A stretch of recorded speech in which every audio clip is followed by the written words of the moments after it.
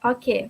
Assalamualaikum warahmatullahi wabarakatuh. Brothers and sisters, may I have your attention, please? Let's begin our session tonight with Kitab Al-Fatiha.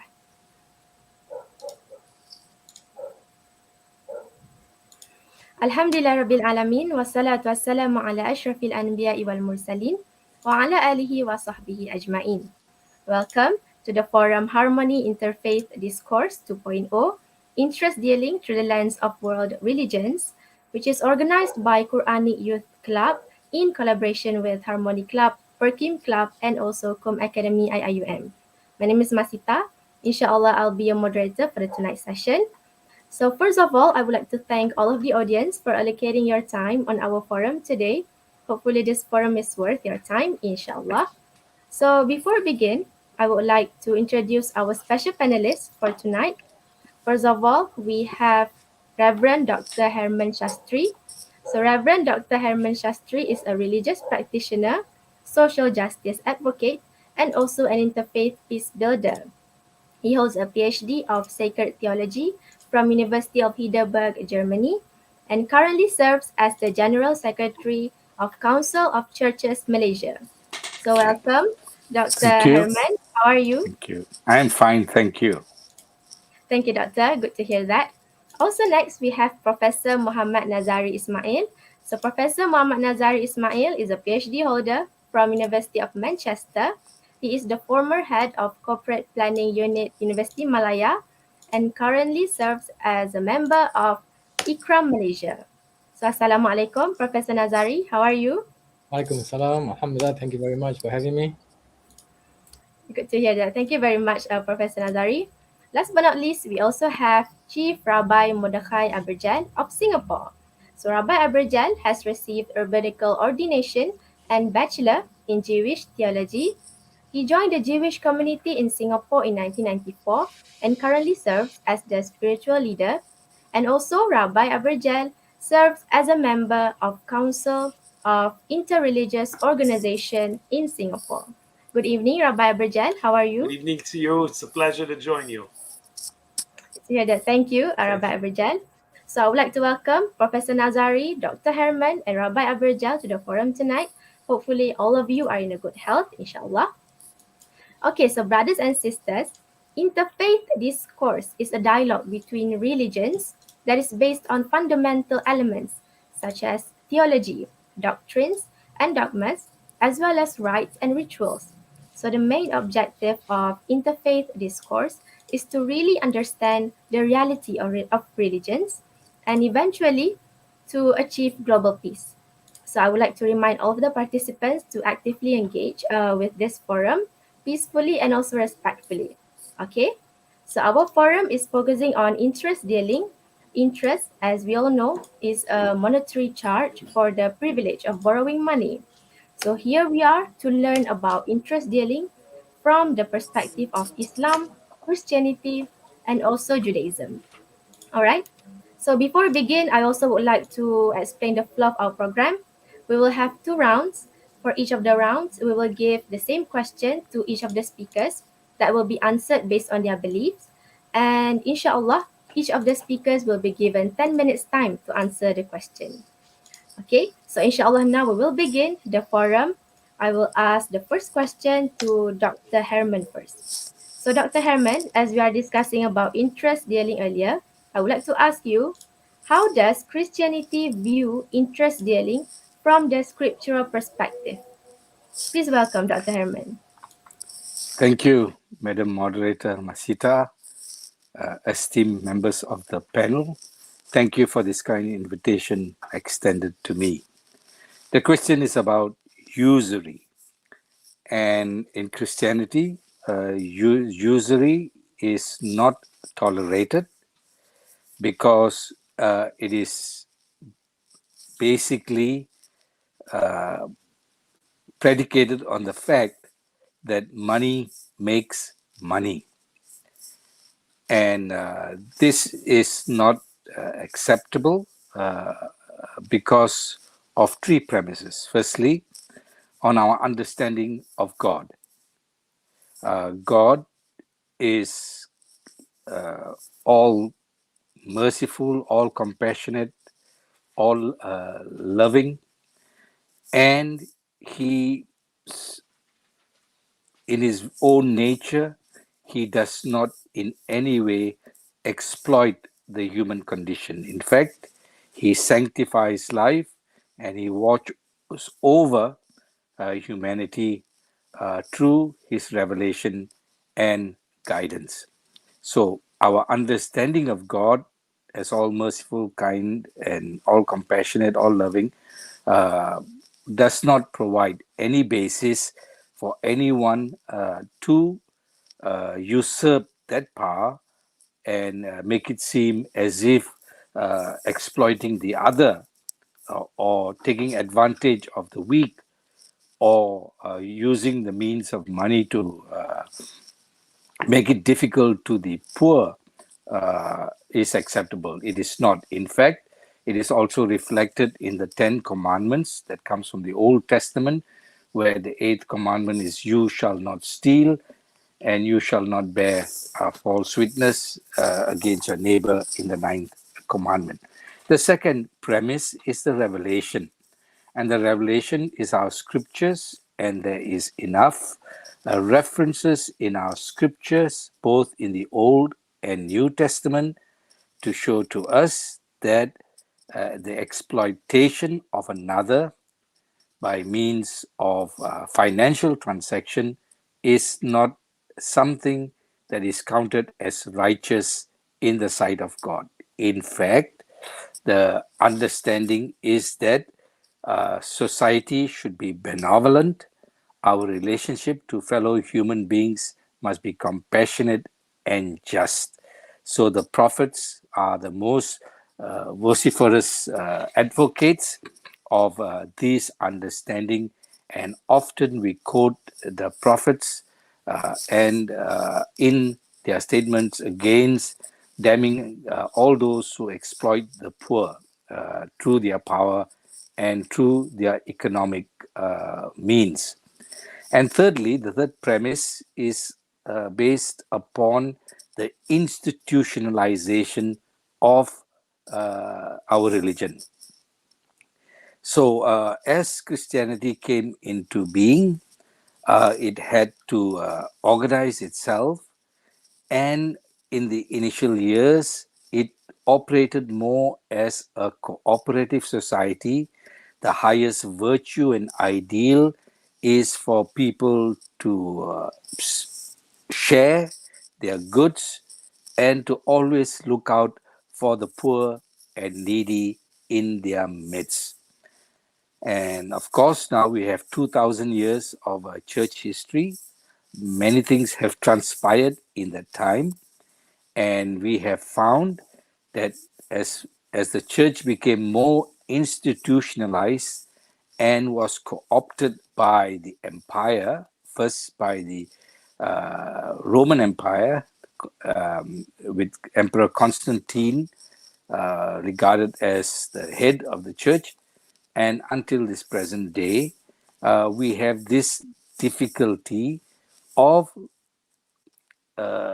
sustaining the institutions that we have formed, because the institutions that we have formed also need money to finance itself, and therefore there was vigorous discussions right down through the centuries about usury, whether it is used justly, wisely, for the good of all humanity, or if it was used by the church to propagate its own empire ambitions, or worse still, to subjugate others.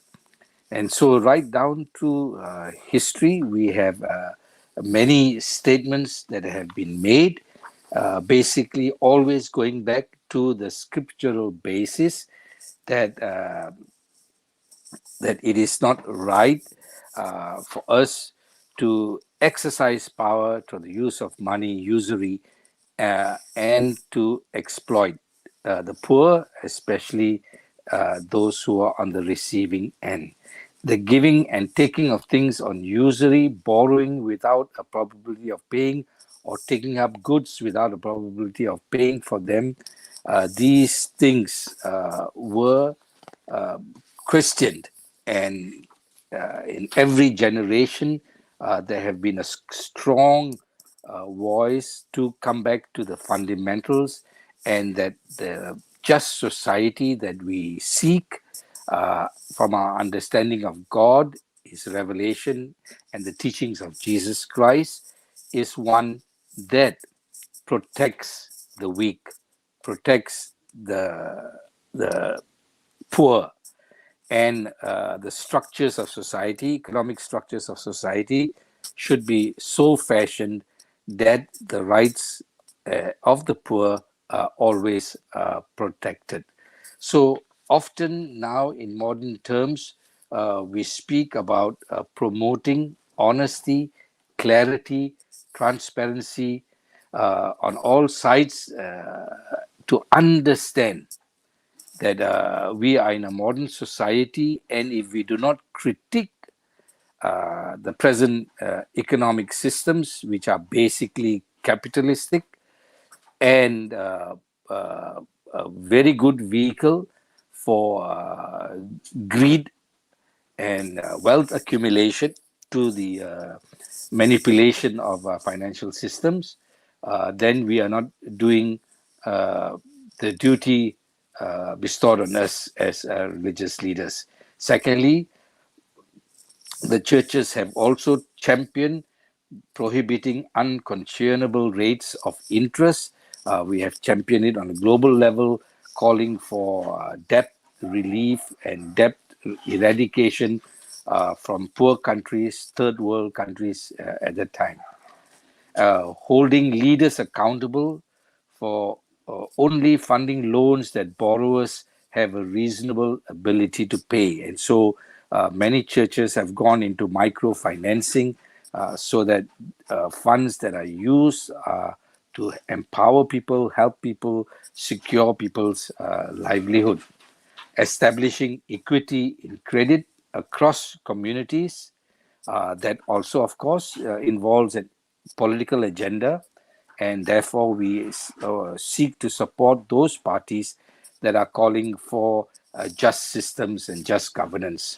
Practices must be ended that particularly burdened communities are not overburdened or exploited. And lastly, limiting fee-based penalties and business models that depend on consumer overspending and recurrent indebtedness.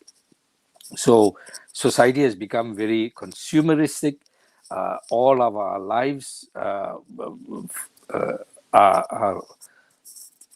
connected into this consumeristic society, and so we try to raise consciousness that the spirituality that stems from our faith is to live simply, and to be responsible with the resources that God has bestowed upon us, and to protect the resources of the earth, so equitable distribution among all people. So these are some of the basic and important points. We have not got it right all the time, because in many places the church aligns themselves with the powerful, they benefit from the powerful, and they buy stocks into questionable companies, and this causes is a point of contestation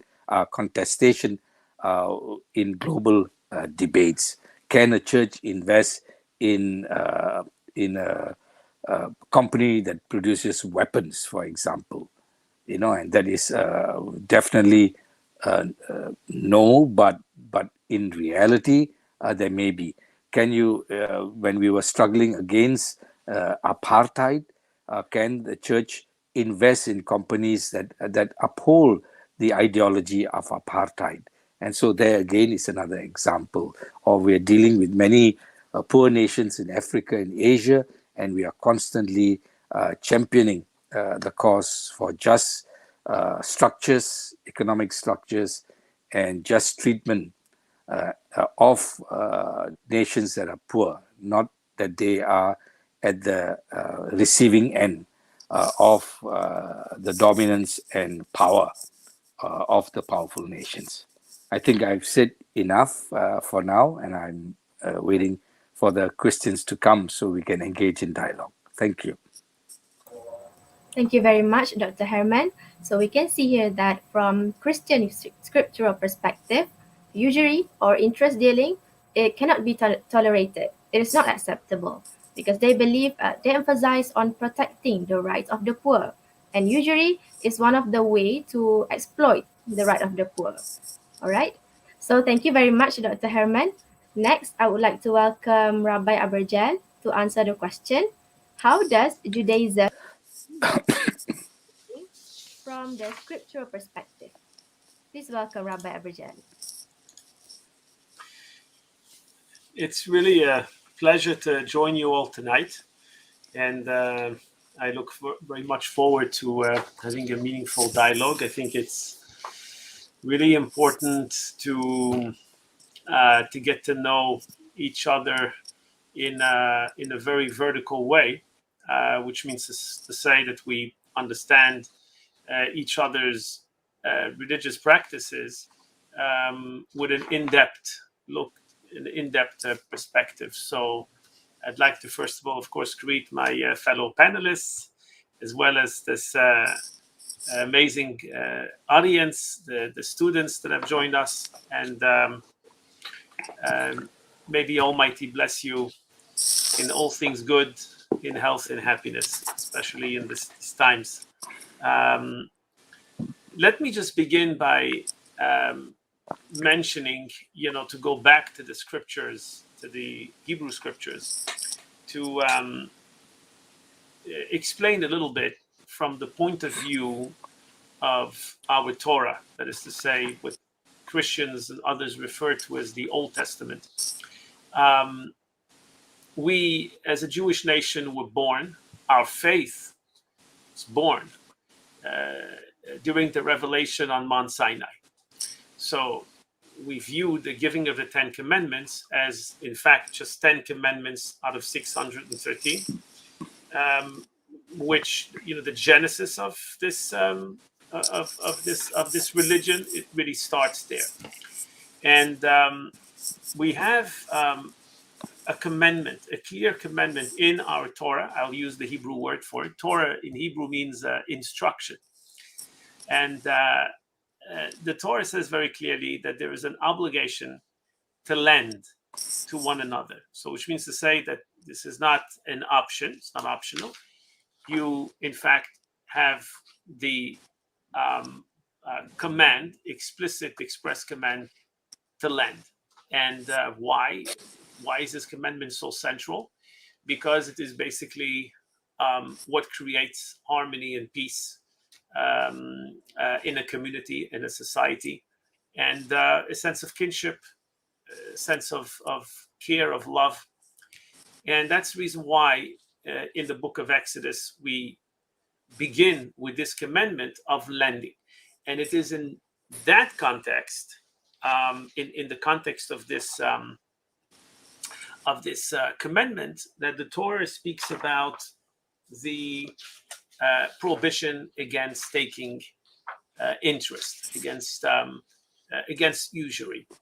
And this is a prohibition that repeats itself. We find it not only in Exodus, but we find it in the book of Leviticus. We find it in Deuteronomy. We find that our prophets actually defined an evil society as a society that comprises of people who take interests from one another. So, for example, the prophet Ezekiel speaks about this. King David in the book of Psalm also quotes about the evil of taking interests. And it's important to understand what is essentially wrong with taking interest from the point of view of Judaism. And there are a number of reasons, of rationales that are given for that. One of them is very much emphasizes the idea of not undermining the poor, not to make the poor suffer.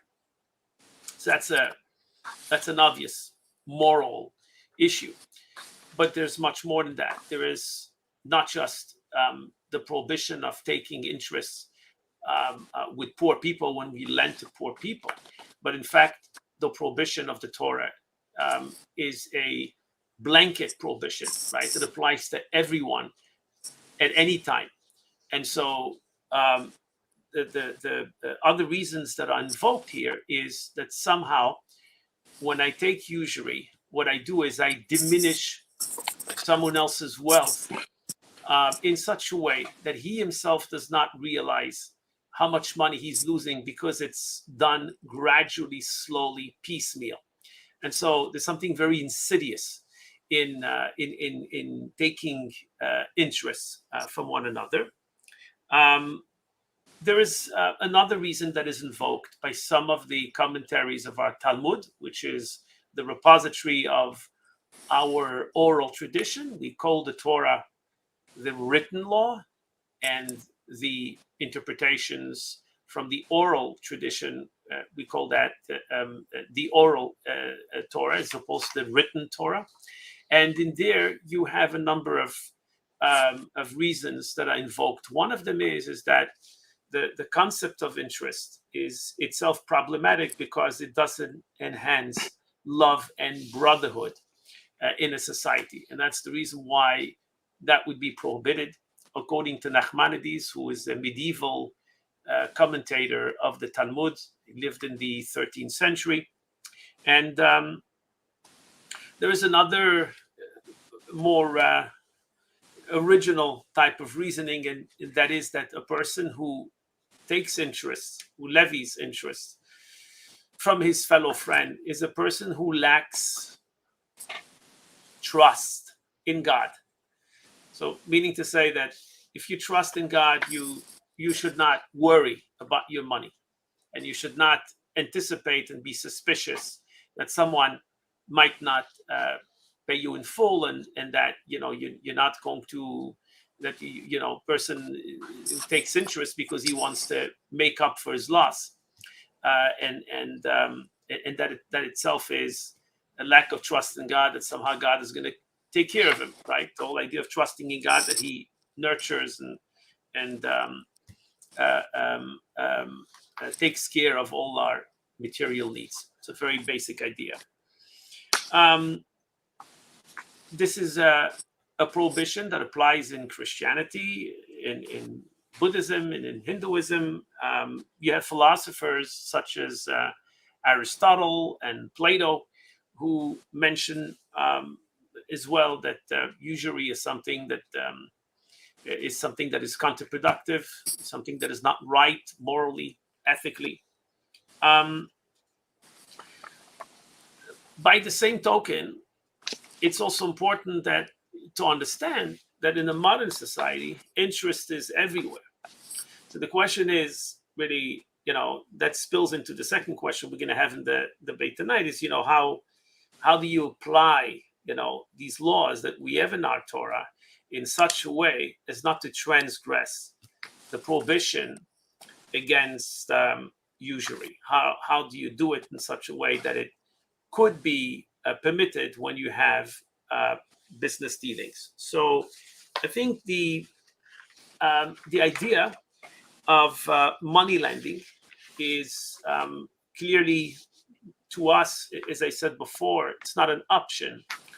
The concept of charity in a Jewish tradition is in fact not known in the English word charity. The word for charity in Hebrew is tzedakah, which means righteousness, which means to say that it is the right thing to do. It is the only thing to do. In other words, when I share of my resources and help my fellow friend, I'm not doing him a favor. It's not really something that is optional, that I'm being a nice guy and I'm helping out someone in need. But that is in fact what I'm obligated to do, simply because my wealth, my possessions are under my hand, because I'm really a custodian over them and nothing more. So I'm entrusted with this wealth in order share it as much as possible. So when you view charity in that context, it becomes an imperative in every situation. So in Jewish tradition, you need to contribute to charity, even if you're in the most dire of situations, so long as you have anything that can be defined as an excess, as something that is not absolutely necessary for your existence. There is an obligation for you to share that with someone else. And I might say that this is really something that is that has been the key to the survival of the Jewish people. So that no matter where they were thrown, on the four corners of the world, they were really bound with a sense of common destiny. And until today, we find that Jews view themselves really as one family, as a part of the same family, not necessarily just biologically, although it's very interesting to see in certain studies that almost all Jews share the same genetic pool, and to a very, very high percentage. But I think here we're talking about a common destiny that is about the common spiritual heritage, which I have to say is the real definition of Judaism. I'll conclude with this just to say, because people ask, what is a Jew? And, people sometimes think that the Jew is defined by a race. And of course, there's no such a thing as a Jewish race, because you have Jews of all races. It's not defined by a specific nationality, because you have Jews of all nationalities. You have Jews that speak so many different languages, different cultures. And so really the common denominator that binds all Jews together is the spiritual heritage. And in that sense, really charity ties in with all of this and makes it amply clear why anything that's going to undermine that sense of a shared destiny and a shared bond is something that is ultimately discouraged, to say the least. So we'll yield to my esteemed colleague.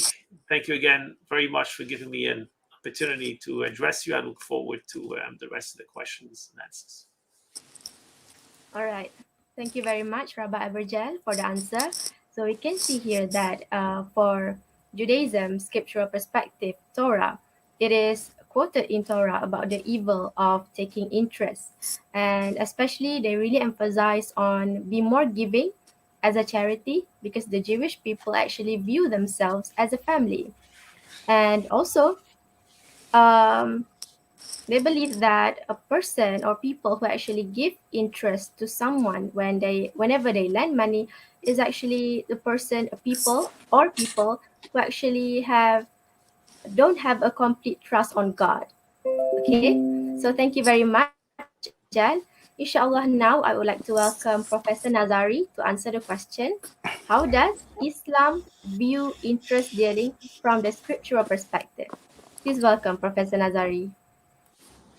Thank you very much, Madam Moderator, and fellow panelists and ladies and gentlemen. Thank you for having me tonight. I will be using some slides in order to help us understand the Islamic perspective on interest. Usually I'll do it now.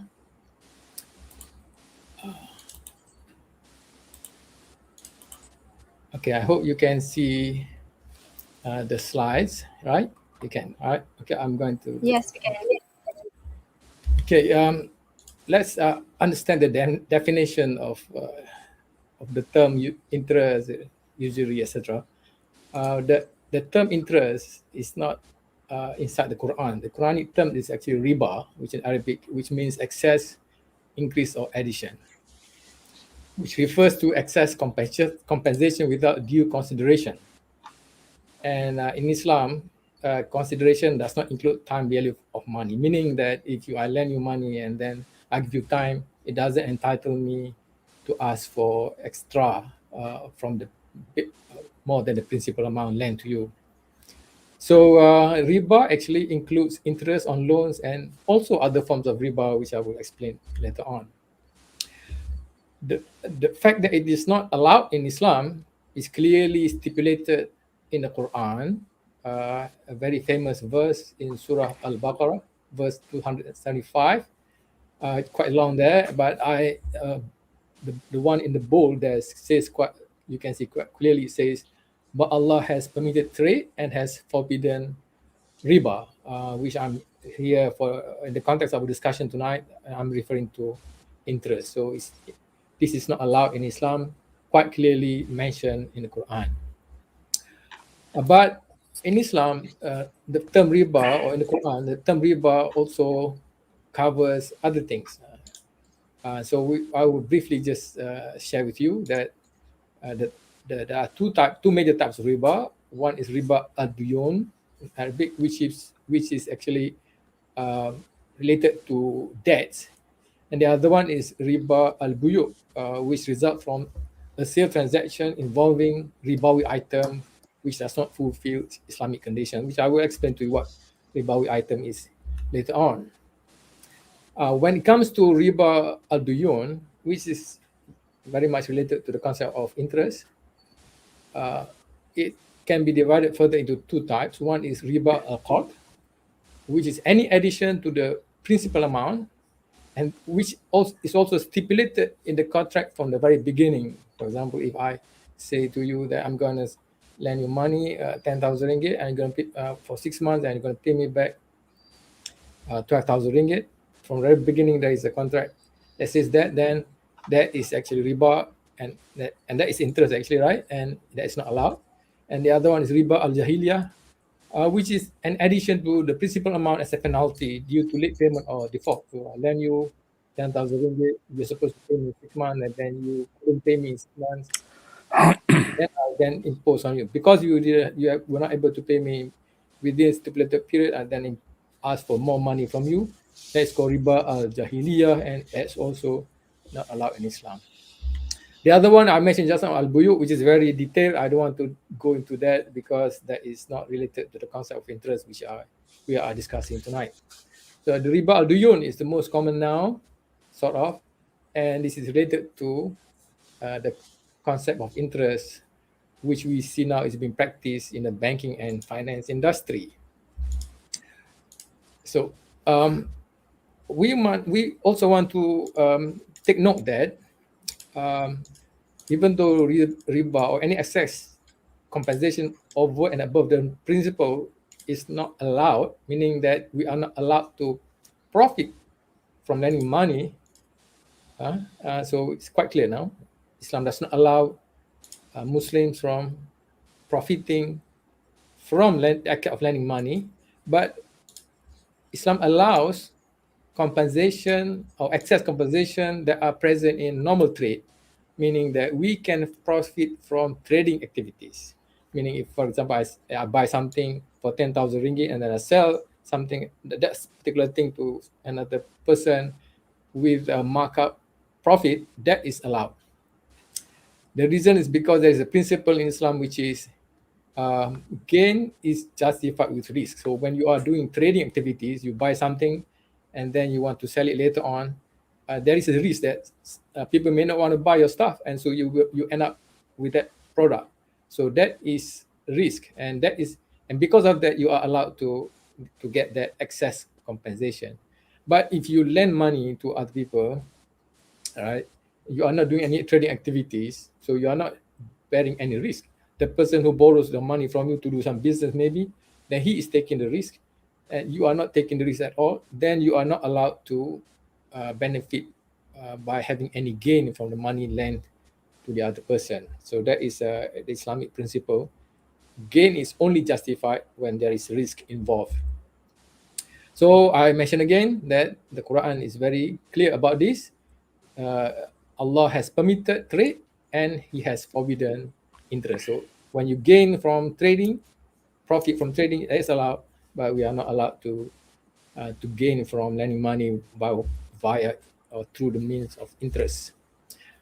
I want to also share with you that the prohibition of riba was in 4 phases, based on 4 verses in the Quran. So when the Prophet Muhammad SAW preached, he didn't outright straight away ban the practice of charging interest on loan. Actually, it went through 4 phases.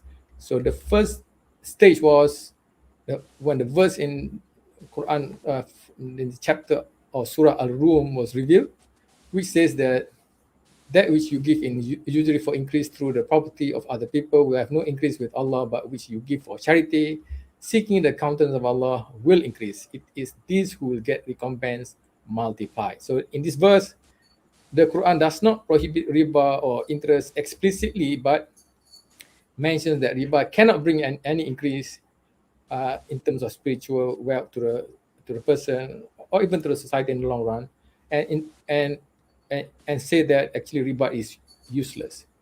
And then the Quran also, or this particular verse also compares riba with zakat or sadaqah or charity, and praises zakat and charity, and then criticizes the practice of riba. But the verse did not explicitly forbid Muslim from practicing it.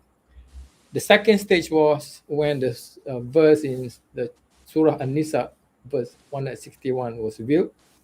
And this verse says that, referred to the practice of the Jews during the time of Prophet Muhammad, whom the Quran said they took usury, though they were forbidden.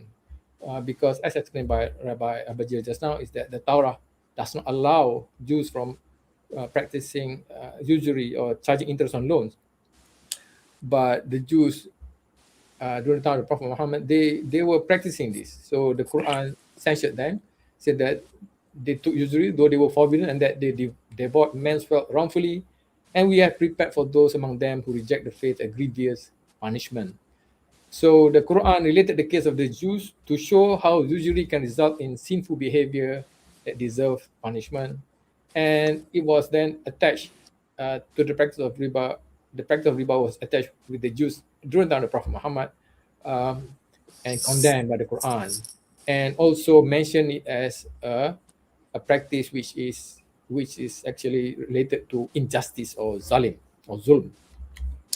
The third stage was when the verse 130 from chapter or Surah Al-Imran was revealed, and the verse said, "Oh, you who believe, devour not usury, double and multiply, but fear Allah that you may really prosper." So this particular verse and this particular stage say that it actually prohibited for a kind of multiplied usury that was popular in society, meaning something like compound interest. You can get more than double or multiplied money after a certain period of time. And the fourth stage was when verse 275 to 281 was revealed in Surah Al-Baqarah, which I shared earlier, which I highlighted here.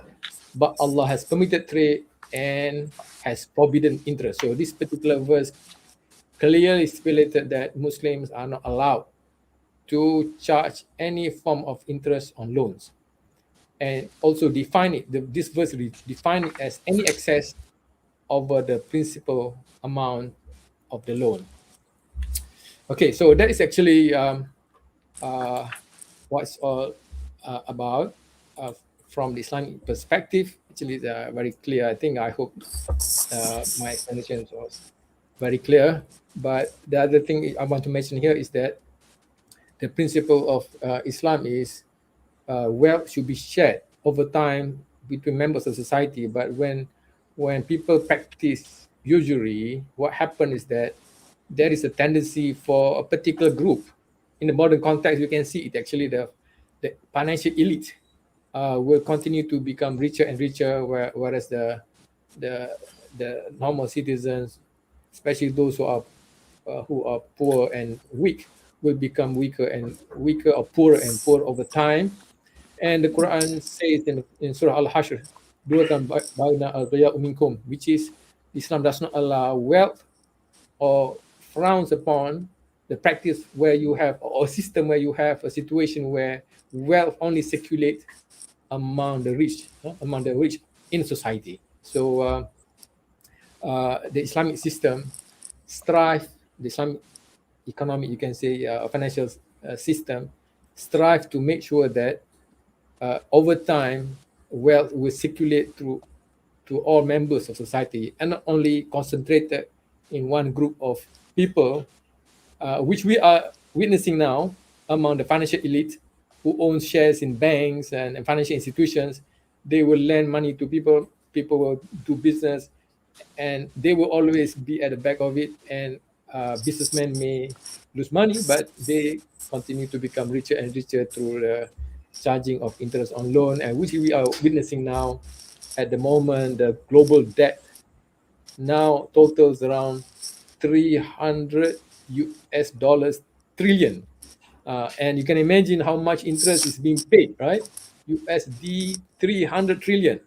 So if it's 10%, it's actually 30 trillion USD in the form of interest alone. And this will go to the financial elites. And this is what Islam does not allow. I think I will stop there. Thank you very much. Thank you very much, Professor Nazari. So we can see here that interest dealing is very common nowadays, but still Islam doesn't allow profiting from lending money, but Quran allows excess compensation that are present in trade, which means profiting from trading activities is allowed in Islam. Okay, thank you very much, Professor Nazari. With that, inshallah, we have finished our first round. So now we will move on to the second part of our forum. So before we start the second round, I would like to remind all of the participants, if you have any question, please feel free to write in the chat box because we will discuss it during the Q&A session later. Okay? So inshallah in this round, I would like to welcome Rabbi Abergel to answer the question. What is the current scenario among your religious community regarding interest dealing? Please welcome Rabbi Abergel.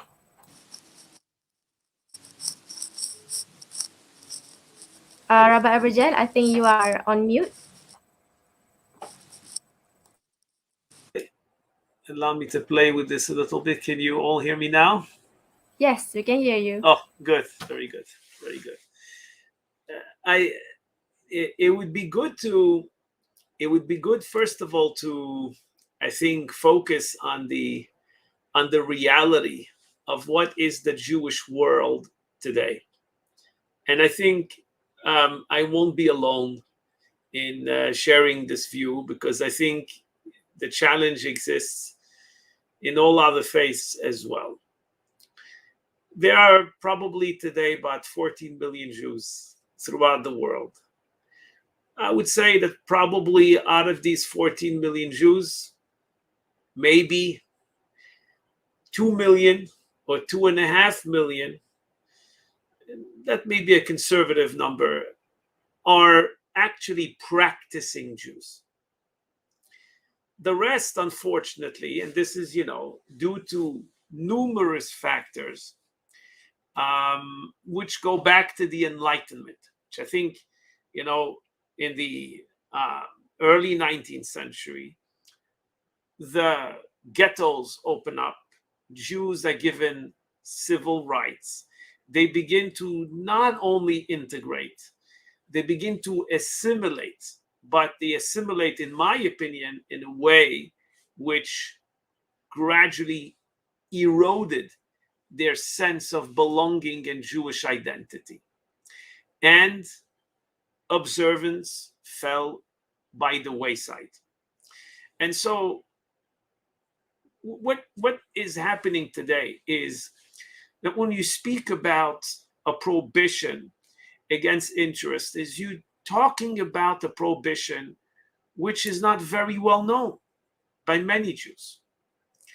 And what you need to do basically is to sensitize, to spread the knowledge of what this means among Jews, obviously primarily for me. I mean, I've been in Singapore for 27 years, and the reason why I came to Singapore and didn't seek a position as a rabbi elsewhere, which would have been a more natural, so-called natural place for me to be, is because I was primarily interested in the idea of outreach, not proselytizing to others. Jews are forbidden to proselytize and missionarize, but the idea is to reach out to my own people, so to speak, right? And to try to share with them what their heritage is all about. So very often when I discuss this prohibition, when I give the scriptural context of it, when I explain, how Jews, dealt with this prohibition, many of them totally flabbergasted. And let me give you an example of what I mean. In the Middle Ages, to be a Jew wasn't a good thing. Okay, if you were Jew, first of all, you were stripped of all your rights. Your life wasn't really worth much. Unfortunately, this was the reality. So Jews were not allowed in Christian lands, in Christendom mainly. It's unfortunate. It's part of history. It might not be very politically correct and palatable, but I'm not saying this with any animosity. I'm just reflecting on the historical context. Jews were not allowed to own lands. Jews were not allowed to have a commercial occupation, a business, to really do the things which other people were allowed to do. And so they resorted to money lending. And there's this cliche, about Jews, the money hungry Jews, right? And, the question is, how exactly did they manage to integrate, right, this practice and to reconciliate it with their own faith? So it's important here to understand. And again, I think that some of these words can be sometimes taken out of context and contorted, but I think that it will become very obvious when you follow the reasoning why Jews were actually felt that they were justified in resorting to money lending in the Middle Ages. I'm just choosing that specific example for a reason. The prohibition in the Bible against usury is only towards Jews. Now, when it comes to someone who's not Jewish, we don't have this prohibition. So, of course, the initial reaction to this is one of an outcry. What kind of a racist practice is this? Why is it that when it comes to a Jew, you would have this restriction, but not to a Gentile? And the answer is, and this is something I was thinking hard whether or not I should mention it in the first section of this exchange, but the reason is because, in fact, taking interest is the most natural business transaction. Meaning to say, you have two individuals that by contractual agreement decide that they're going to pass money to one another, and that basically the interest is the price of money. So just in the same way as when you buy something, you pay the value of it in money, or maybe in other ways.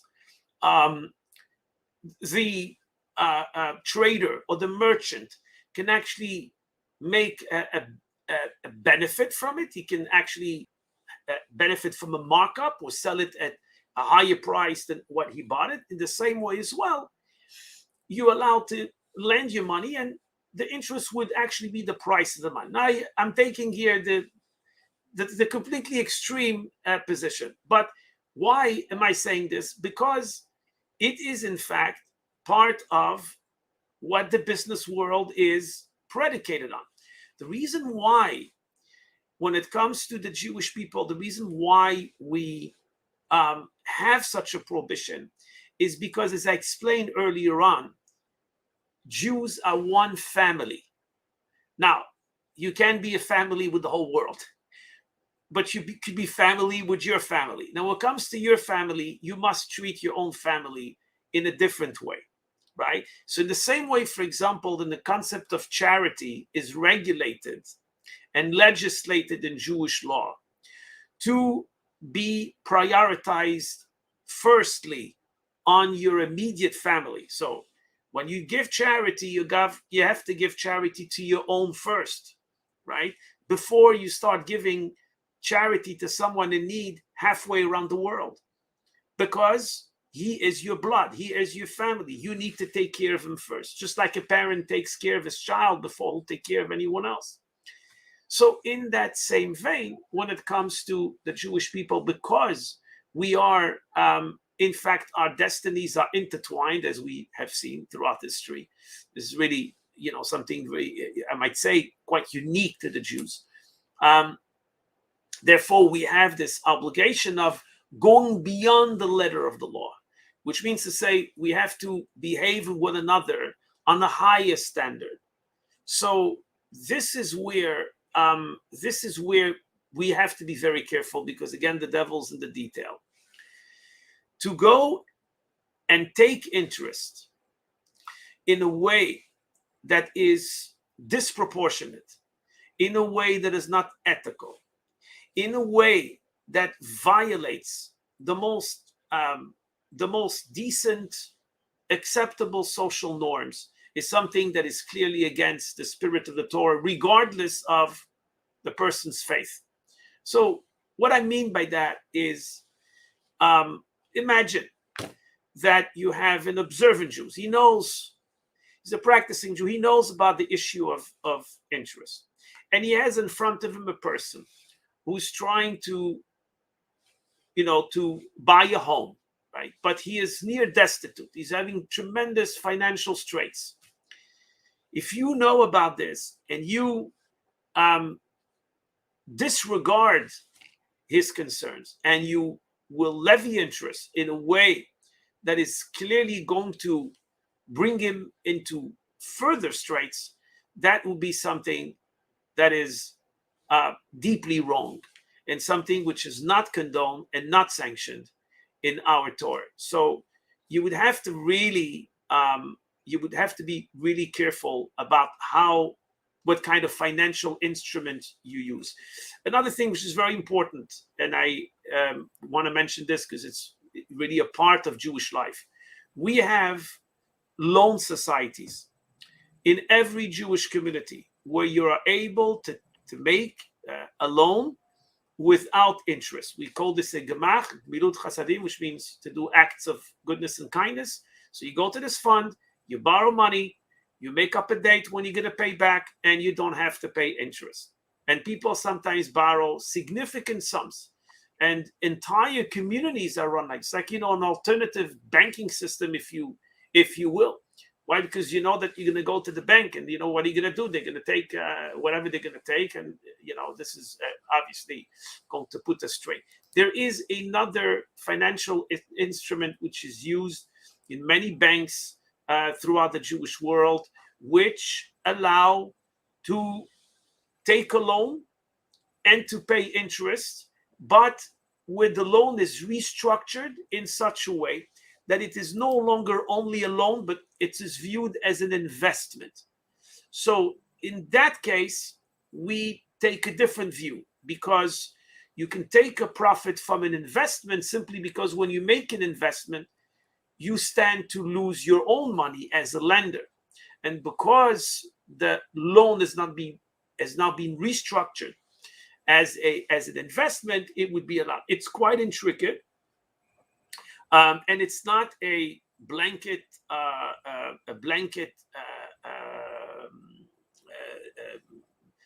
alternative, an option that allows you to borrow with interest, in any given situation, right? So for example, a person, we discourage people from borrowing from the bank for their own personal needs, because really the only way that you could use this financial tool is only when you want to do business, but not when you want to pay the bills. So for this, we discourage people from actually borrowing with a bank, knowing that they're going to have to pay interest, especially, of course, when you deal with two Jews. So there's a lot more to share, but I think these are the most the basic underpinnings of the discussion for us. I think you find that throughout history, great Jewish philanthropists have gone beyond the letter of the law, not just with their own brethren, but also with society at large. You have today, quite interestingly, I think those who would like to look into this, they'll find out, in America, which is by far the most affluent country in the world, or still is, it will be in a few years, you find that 90% of the charity that is given by Jews is given to non-Jewish causes. and not to their own people, contrary to what people assume. And this is the way it is. There's all sorts of prejudices people have, but that is in fact the case. So only 10% of the charity goes to Jews, right? Why? I don't know. I think the tradition of philanthropy is deeply embedded, and you have some great people like Moses Montefiore, who lived at the time of Victoria, who also supported non-Jewish as well as Jewish causes, the Rothschild family, and so on and so forth. But also simple people, ordinary people in everyday life will go out of their way to give, because that is the human condition. That is who we are at the core. So we should not forget this overall context as well. Thank you again. Okay. Thank you very much, Rabbi Abergel, for the explanation. Very interesting explanation, I believe. I think most of us learned something new today. So we can see that in Judaism, sometimes interest can be allowed, but it must be based on few requirements. Okay. So next, I would like to welcome Professor Nazari to answer the same question as well. What is the current scenario among your religious community regarding usury? Please welcome Professor Nazari. Thank you very much. All right. Just now, Rabbi Abergel mentioned that because of the context during the Middle Ages, some Jews, or maybe some Jewish priests, reinterpret the teaching of Judaism to allow charging of interest on non-Jews. Dr. Hermen Shatri also mentioned that some in the church decided that in order to survive, they decided that they can charge interest, and especially if the interest rate is not so high. And I also read that they classify it into non-productive and productive loans. So productive loans are allowed where you charge low interest. Well, in the case of Islam, the religious view is very clear that, and has never changed from the time of the Prophet until today, which is we are not allowed to charge interest or to profit from loans any amount, whether it's low interest. It doesn't matter if it is even 1% is not allowed. And we are also not allowed to charge it to anybody, whether Muslims or non-Muslims. So that teaching is clear from the very beginning and has never changed until today. So the concept of productive loans, etc., that it's not important to us, because if the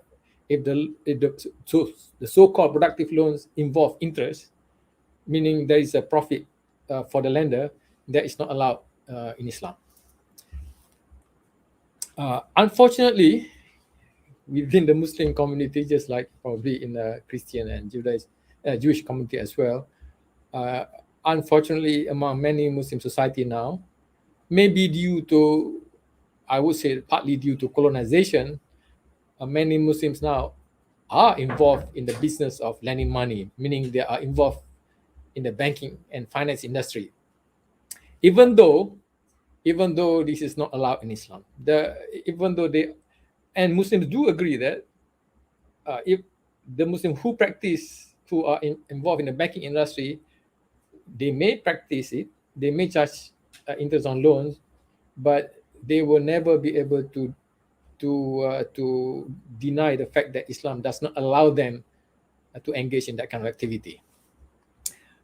And that's the reason why, as you know, some Muslim community, even in Malaysia, decided to introduce what is the so-called Islamic banking to replace the so-called conventional banking, because in the Islamic banking system, the transactions are conducted in such a way that there is no interest based loans. The Islamic banks do not lend money and then charge interest. But because Islam allow Muslims to engage in trading activities and then profit from it, so what has happened is that these so-called Islamic banks have drawn up contracts or will engage in their with their clients using these sales and purchase transactions, right? So what happens is that if you look at the contracts which the Islamic banks will draw up for their clients, you will not see the term loan there. What will be there will be sales and purchase contracts. However, I have to say this, that many scholars are not happy with it, still not happy with it, because many of these trading contracts are actually, and also in the words of the chief advisor, the Sharia advisor to the Central Bank of Malaysia, he said that these trades that the Islamic banks engage in are not really, they are not real trades. When somebody comes to the bank to borrow money, then the banks will draw up a trading contract in order to lend money, meaning that behind all these trading contracts is actually the intention is to lend money to the client. And the person who goes to the bank is not interested to engage in trading activities. He wants to borrow money from the bank. So the trading activity is actually not real trades. And that is the reason why many other scholars, many Muslim scholars are not satisfied with the practice of the so-called Islamic banks. They say that these are not actually representing the true teaching of Islam. The true teaching of Islam is you cannot profit from lending money.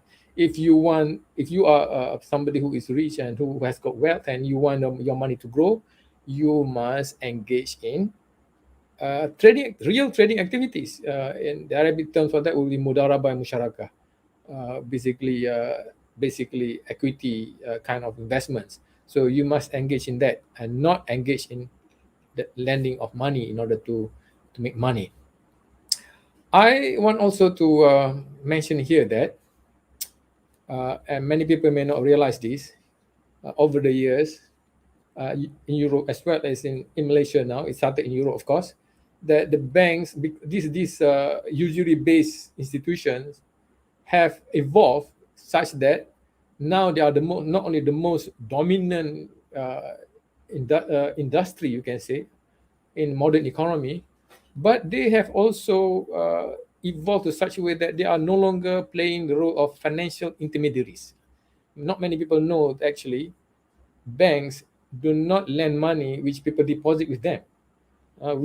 Some people think that banks play the role of financial intermediaries. People deposit money in the banks, and then bank will then proceed to lend this deposit to other people who need financial resources. That is not true, actually. The modern banks now create money from thin air. When they lend money, they are creating new money.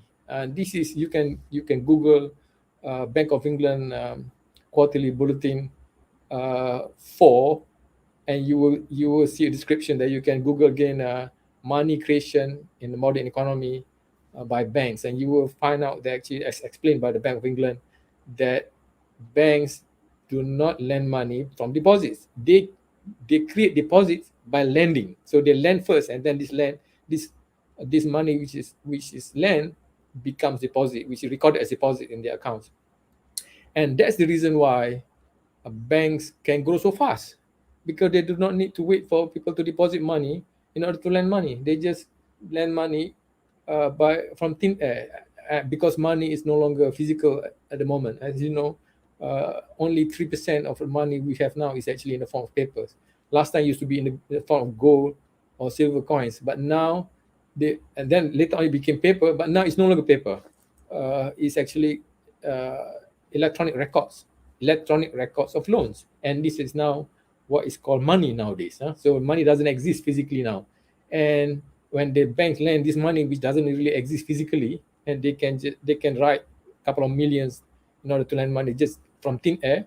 Can you imagine the kind of profit they make, as well as the rate of growth they can gain? That's why banks grow very fast now and make so much money. So this is something that all of us should realize, and that's the reason also why so many people, especially the weak and the poor, are suffering from a cost of living problem. Cost of living is going up all the time. Why? Because when banks create so much money, then the value of the money will go down over time. At the same time, banks are creating indebtedness. Indebtedness in the public sector. I mean, governments are hugely in debt. In the US, it's about 28 trillion USD. Over here in Malaysia, it's almost 1 trillion now. And then you have corporate bodies also highly indebted. They are suffering from debt burdens. And then you have household debts. In Malaysia now, it's more than 1 trillion USD as well.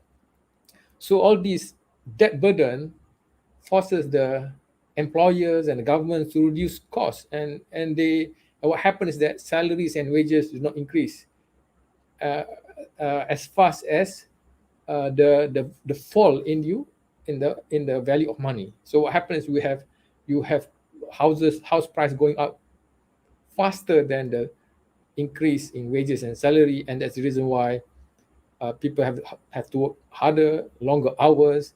Wives have got to go to work now. Last time, our grandmothers do not need to go to work in order to earn a living for the family. Now, almost all housewives cannot be called housewife anymore because they need to go to work to support their family. All this is actually related to the nature of our economic system, which is based on debt, based on debt for profit industry, which is what is called riba in Islam and which is not allowed. So I would call upon people from different religions, from Judaism as well as from Christianity, and of course from Islam itself, to really be concerned about this. We have a sickness now. We have a big problem in our society now. The usurious industry, the debt for profit industry is actually now choking all of us, and we are witnessing a lot of social problems, and some of the problems that are happening in society now, including riots and conflicts, actually related to this economic problem, to cost of living problem, to hardships faced by many families, and sometimes people get confused and they translate themselves into conflict with other races, hatred for certain groups. For example, hatred towards Jews, hatred towards foreigners, for example. But at the back of it is because of economic problems that many people are facing now. And so all of us should work together to fight against this industry which make money from debt. Thank you very much. I'll stop there. Thank you very much, Professor Nazari. So we can see that in Islam, it is clear that even though we cannot practice usury, even though it is less than 1% to give, what do you call, to give interest when we lend money, but still maybe because of due to the colonization, there are some Muslims that practice usury or interest dealing, and we can see there are some usury that is practiced even though in Islamic banking, and we can see also there are so many bad effects in terms of economy and social that is because of practice of usury. So this is something that we need to avoid. And thank you again, Professor Nazari. So inshallah now I would like to welcome Dr. Hermen to answer also the same question. What is the current scenario among your religious community regarding usury? Please welcome Dr. Hermen.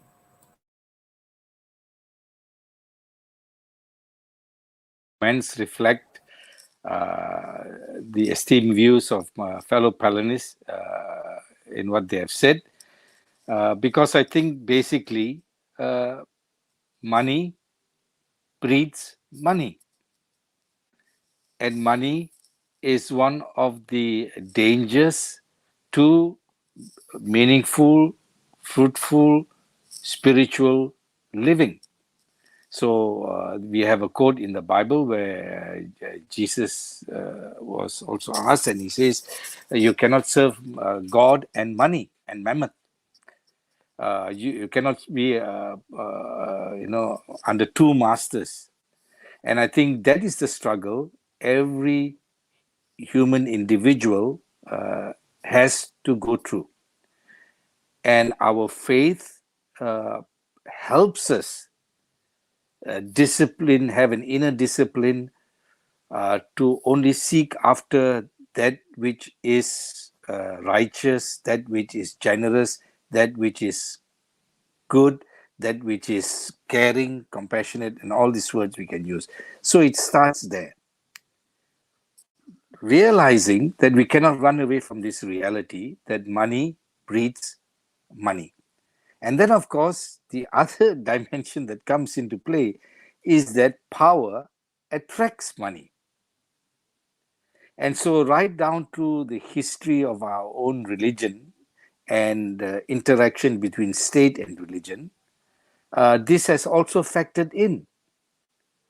So, when religious institutions have compromised core values of their faith, it is also seen in the context, historical context in which they find themselves in. So I think these two dimensions helps us. That one hand, the faith community has that perpetual task of imparting the central values, ideals of the faith. So in Christianity, we will speak about loving God and loving our neighbor as ourselves. That is the highest commandment when Jesus was asked. And that has to be translated in the choices we make, in the kind of life we make. And so we cannot be just be consumeristic. We cannot be just accumulating things. We cannot just be materialistic minded. So all these things begin with deep spiritual exercises in daily living. But I think both my esteemed speakers before me had said that we live in a real world. We live in a world of human interactions, of nations, and of society. And this is where the problem arises, that somehow the sin of the world is that there are people who would run after this false god of money, because money breeds money.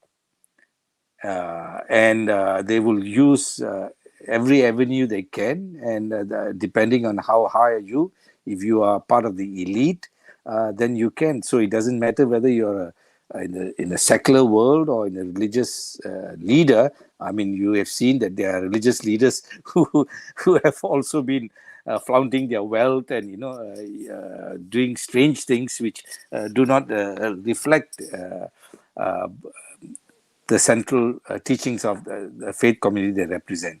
So I think when it comes to these larger issues of society, I think it is very important that those of us who champion these values as being righteous, being what God wills, it supports human flourishing, it protects the dignity of persons, and so on and so forth, that we should join forces and exercise critique of our own communities and critique across the board of the world financial system. And I think in the Christian church, we have been very deeply involved in this on a global level, and in the UN, and in many Western societies. Of course, you know that they are been for a long time influenced by Christian teaching, and there have been compromises along the way, and they do not reflect some of the central teachings of the church, or how they deal, or even to even substantiate and support colonialism, which is contrary to the teachings of Christianity. So all these things have to come on the open, and there should be an exercise of critique, discernment, and on a global level, if that is happening, then it helps us. So in the church, global church, in the Vatican, you can see that there are pressures upon the churches there, and Pope Francis is trying to take the bull by the horns and address some of these issues. It's not easy for him, but he realizes, just as much as we are speaking now, that we cannot be speaking about the high ideals and don't exemplify that, in how the church or an institution as big as the Vatican relates with society or the community of nations. And secondly, in the United Nations, many of our religious representatives are actively participating.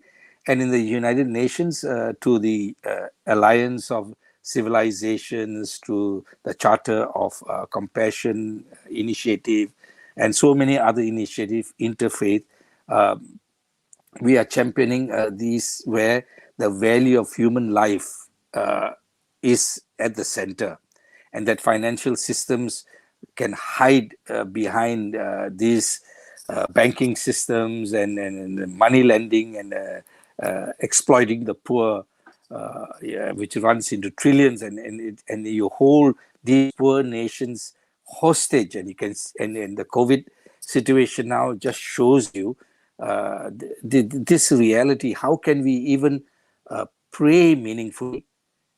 Because the fact of the matter is that everybody should have access to vaccination. But we know that the world is not just, the structures are not just, they are rich and poor nations, and so the poor nations are not getting access to this vaccination.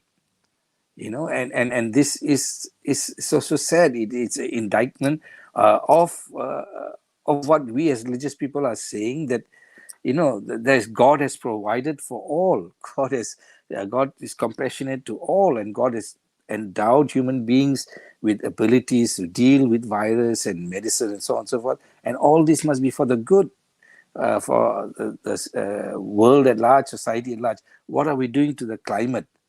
Which are the companies, which are the banks that are involved in activities that are promoting fossil fuel and promoting, adding to the global warming? So these are large issues. But of course, now we realize that these issues are central to us, and usury is so much a part of the driving factor. And it's so funny that, and I always often see that being played out. We like to have these big mentors. And so when the politician comes and when the rich person comes and is giving 1 million to charity, we're all clapping hands and we're saying, see how good, and so on and so forth. But the poor are also doing that. And you just saw it this week when the floods struck, how the people have rallied to help their neighbors, to provide things. And this is the beauty of the convictions that people carry and the faith they represent. And we don't need all these distractions from global elites. In fact, global elites are a problem, and they are the ones who are attracting much of the corruption that is taking place. As a church here in Malaysia, we are also part of the Rasuah Busters movement, and we are doing our bit and starting again, that as a person, you shape your spirituality, go back to the roots of your faith, and live that simple, responsible life of love and care for the other. And then multiply that in everything. And then if the banks are not right, and if they're not doing anything, doesn't matter which religion it represents or whatever, we critique it, because it is not helping to provide for responsible governance and a transparent society, especially from those in power. So I think that's how I would answer it. There are many documents. I do not want to cite it here, but it's all available on the internet, where the Pope has said something, the World Council of Churches have said something, and Interfaith Forums, Religions for Peace, Alliance for World Civilizations, Charter for Compassion, and a host of others, even regional bodies. We are engaged and trying to put pressure to stamp out this greed that is driving human beings to use money to dominate the society and to promote unjust structures of unequal wealth for people in the world. Thank you. Thank you very much, Dr. Herman. So we can see that there are so many bad things that happen nowadays, which is caused by usury and also greed, which we need to prevent ourselves from getting involved with. So thank you very much, Dr. Herman. So inshallah, that is the end of the second round of our discussion. So dear audience, I would like to remind you to fill in the attendance form and form given in the chat box. Okay, so finally we have come to the Q&A session. If you have any question, please feel free to write in the chat box. And is there any question, please? Okay, I believe we have a question for Professor Nazari. The question is the contemporary Islamic banking system Islamic and free from riba? Please welcome Professor Nazari. Thank you very much. That is a very important, very can be very controversial question. Now, as I stated earlier, the problem that we have in our society now is debt, right? And the interest is actually centered around debt. So when you have a debt for profit industry, then that's why we have the problems that we're having now when people make money from debt. So the question that you asked me about Islamic banking, right? About contemporary Islamic banking. The question that you have to ask is Islamic banking engaged in real trade or in the business of making money from debt? Okay. Now I mentioned just now that the chairman of the panel of advisors to the central bank himself admitted that the trading activities that the Islamic banks are engaging in now are actually not real trades.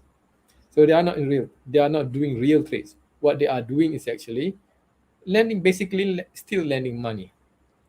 So if you are asking me whether it's riba or not, I will leave that to the muftis to make that call.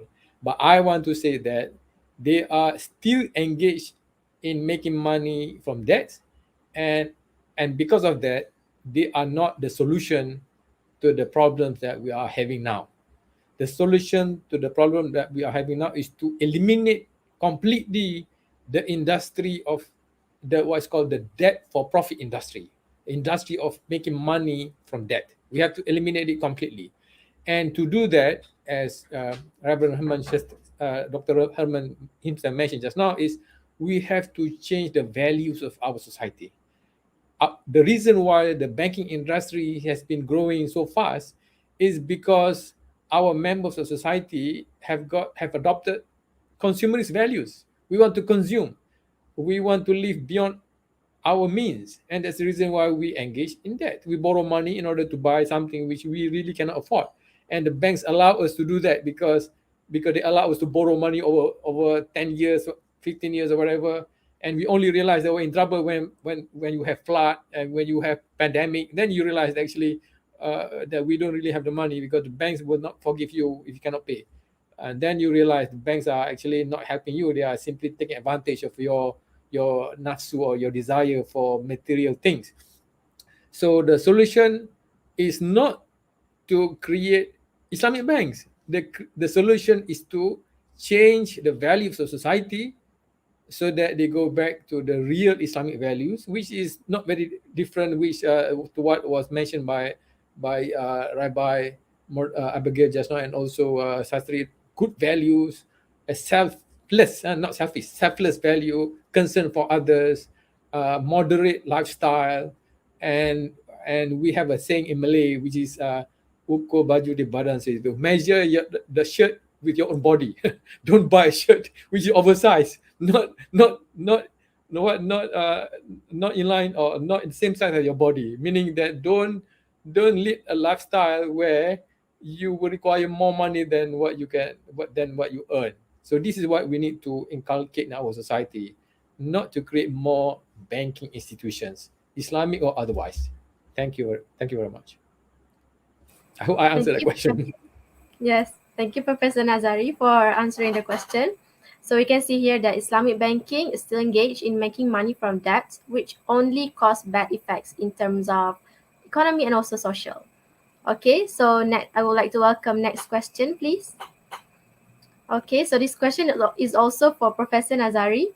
Is buying a share in companies allowed, or what are the conditions to it?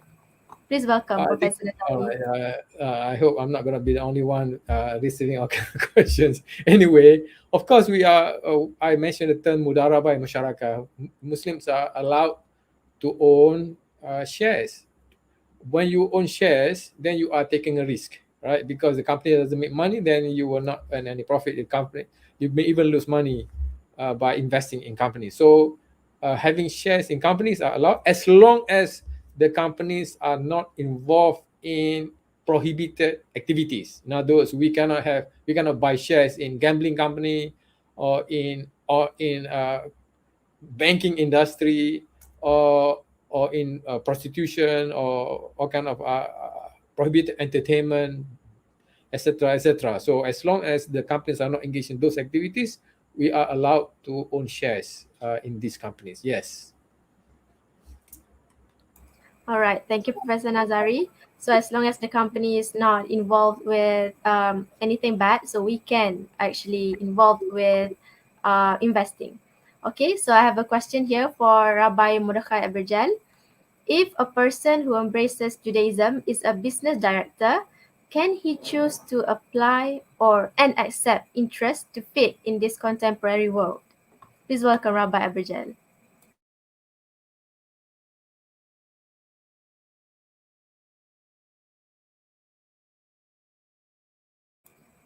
I think you are on mute.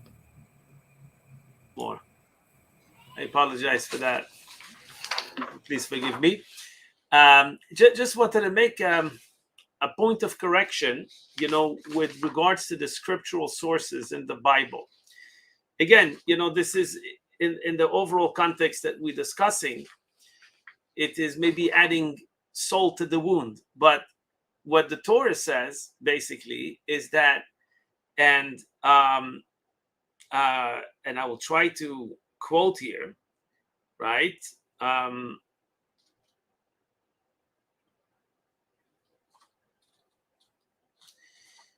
Here it is. You shall not deduct interest. This is from Deuteronomy. You shall not deduct interest from loans to your countrymen, whether money or food or anything else that can be deducted as interest, but you may deduct interest from loans to foreigners. The word foreigners means those who are, not of the Jewish people. And so I just wanted to make that point of correction to say that this is not something that evolved in the Middle Ages where the rabbis felt that they had to adjust to the reality of the world and allow Jews who were persecuted to go and involve themselves in money lending. That was, in fact, something that is biblically sanctioned. But again, not to to really go to the point that Professor Nazari mentioned, which I think is very salient, is that banks have gone crazy. I think the financial system has gone crazy, and we have to make the adjustment of lending ethically, morally, right? Because we have a responsibility towards society when we run financial institutions. And in fact, it's interesting that in Israel, I was following this a little while ago, they passing laws now to limit interest that can be levied on credit card bills, for instance, right? Or to constrain financial institutions from lending at outrageous interest rates and so on and so forth. So I think this is certainly something that needs to happen because this has got nothing to do with biblical injunctions. This has got to do with how you maintain social fabric, how you maintain a harmonious society. Singapore, for example, is a multi-religious society, the most religiously diverse in the world, right? With an index of 9.7, according to the, one of the latest Pew Research Center surveys. And so, when you we deal with a reality like this, you need to take that into consideration, regardless of your own religious convictions. So to go to the question that was asked, if a person is, you mind if I'm asked the moderator to put the question back again on the screen? You were asking if a Jew is a director, business director. If he, what exactly was the question there? Dear committee, can you please put on the question back? Here we go. If a person, right, if a Jewish person is a business director, can he choose to apply and accept interest to fit in this contemporary world? Well, depends, right? We mentioned about this financial instrument that we call a heter iska, which is a sort of a restructuring of a loan, which becomes not a loan but an investment, right? So, for example, if the bank will loan you money, it will not be a loan; it will be, in fact, an investment. And the bank will take responsibility over part of the loss of this investment, so to speak. Why? Because it's no longer a loan for which the borrower has to take a full responsibility, but rather an investment. So it's a very complex type of financial instrument, but it's implemented. And I have to say that the problem is that it doesn't address all the possible scenarios and realities that you have in a normal functioning society. So if someone is very practical, very observant, he will have to really consult with experts in this field.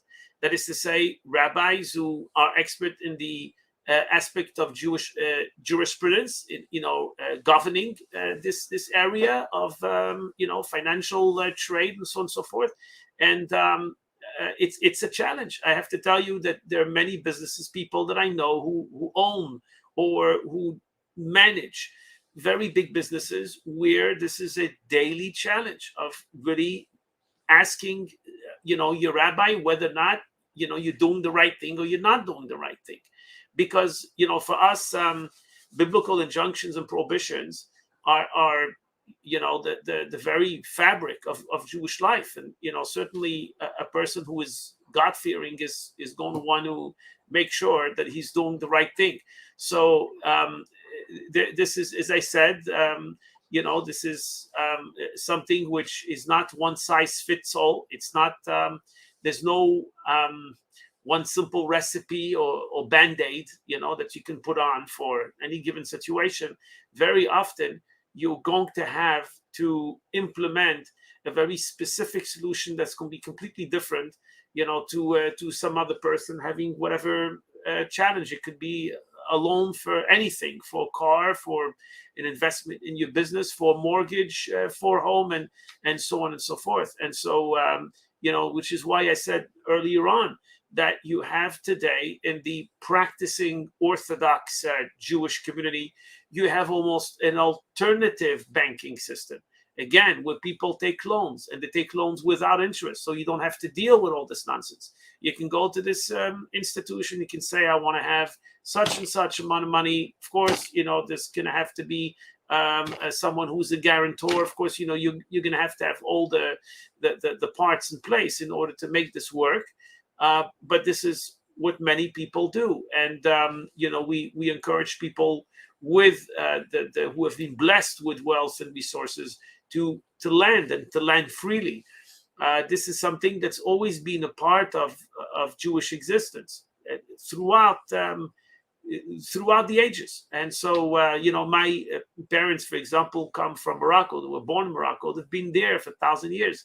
And, they're telling me about their interaction with, their Muslim neighbors, compatriots, right? And how, how often this type of religious sensitivity was applied even between Jew and Muslim in terms of the interest lending. It's really fascinating. It's a case study. I mean, we're limited here with time, but I think clearly you can see that that when we apply a benchmark, a proper ethical and moral benchmark, when we deal with society, with the concerns of society, I think that clearly you see that you go beyond the framework of your own faith to try to really to see the forest from the trees, so to speak.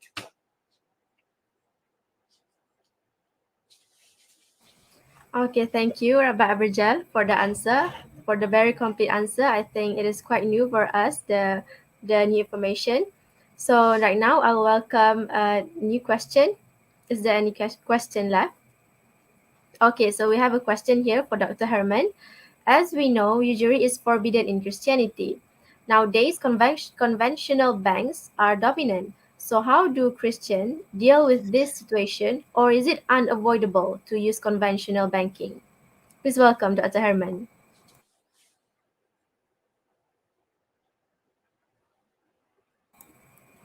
Doctor, we cannot hear you. I think you're on mute.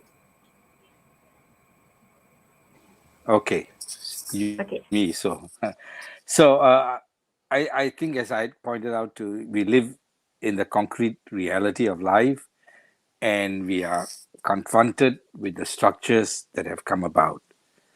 But we, as people of faith, learn from the wells of our spirituality that another way of life is possible, a life that reflects the goodness of God, the life that is close to the heart of God. And we try to translate that in our living. And as we do that, the bigger the issue, the more complicated it becomes. But then God has given us minds, and so we have to constantly be engaged in study, to scrutinize whatever we are doing, not losing sight of the central values of justice, of righteousness, of love and kindness, and so on and so forth. And if there are situations where this doesn't come about, then we have to ask this critical question: why is it? Why is it a politician who begins a speech by reciting some holy prayer, and then outside he's not a good example of that, and does not have a heart for the poor or something like that? So that's a valid kind of a critique. But as I pointed out to you, that there are much more bigger issues, and so the churches have been involved in this.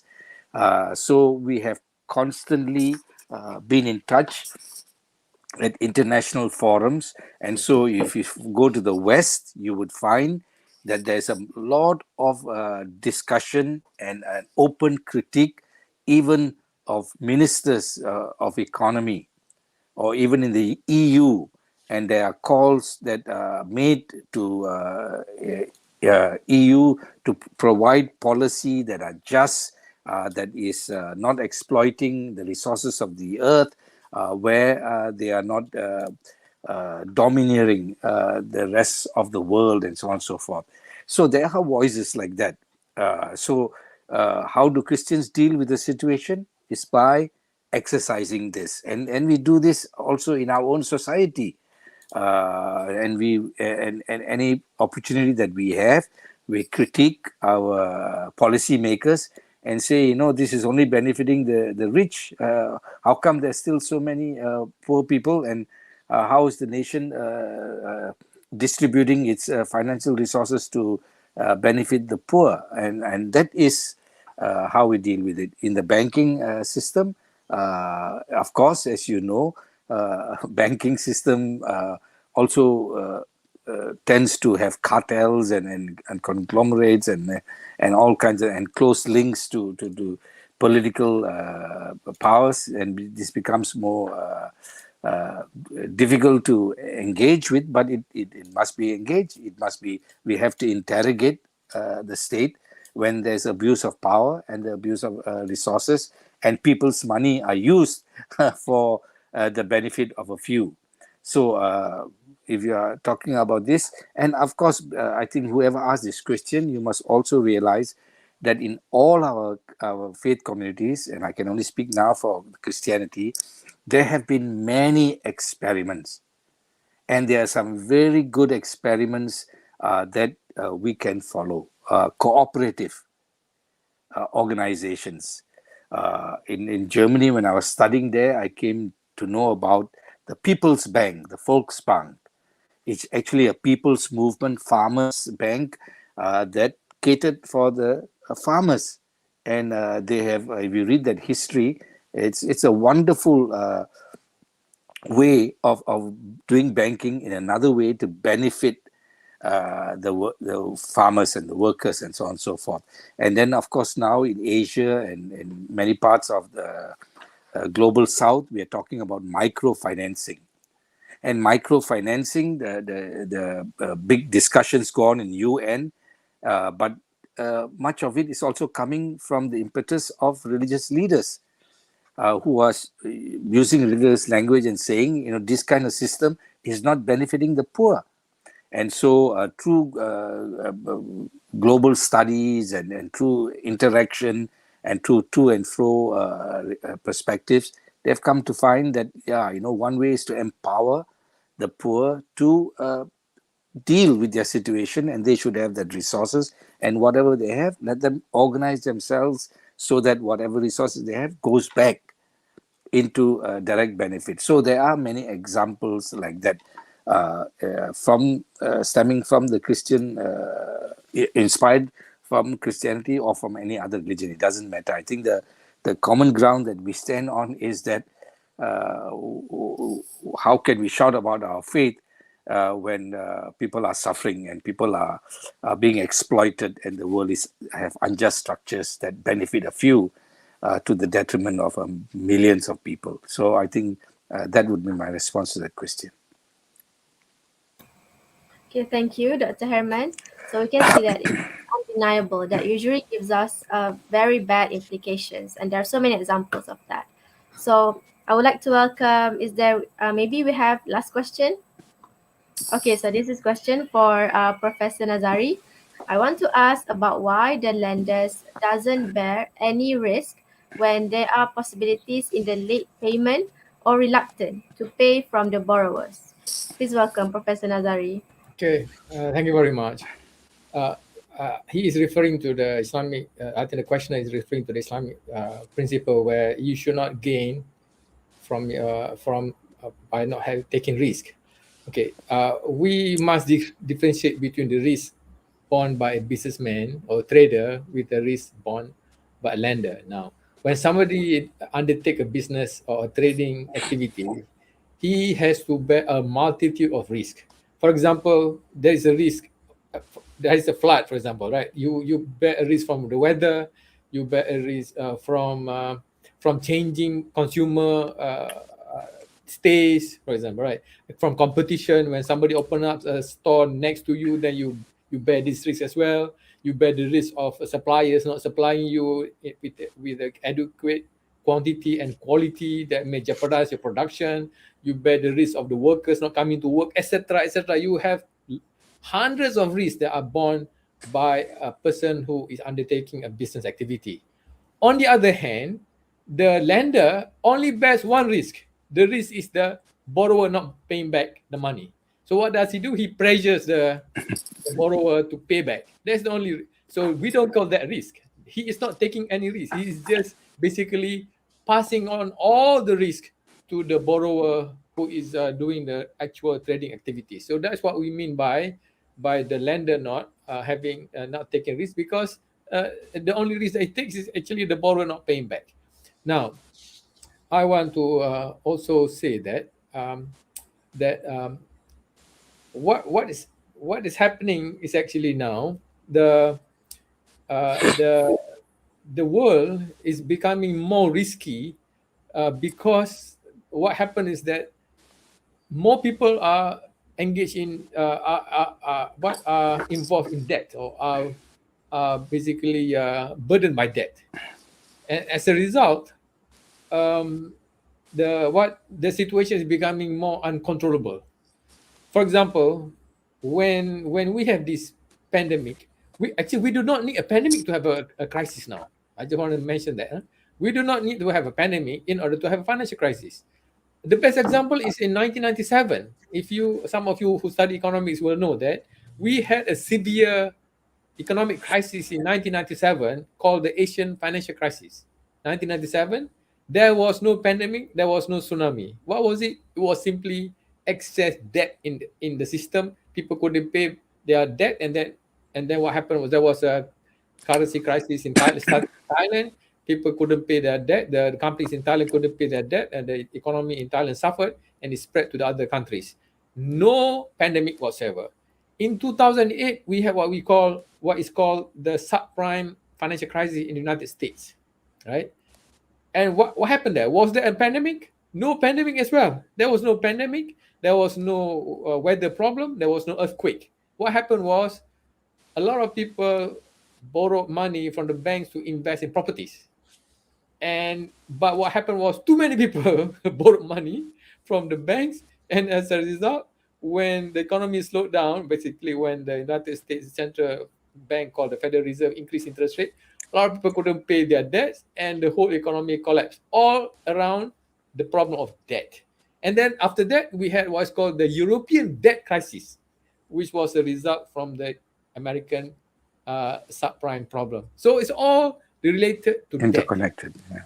Yeah, all interconnected, but the underlying cause of it was simply debt. Okay, I can give you a long list, which includes the 1989 economic crisis that faced Japan. It was also because of debt.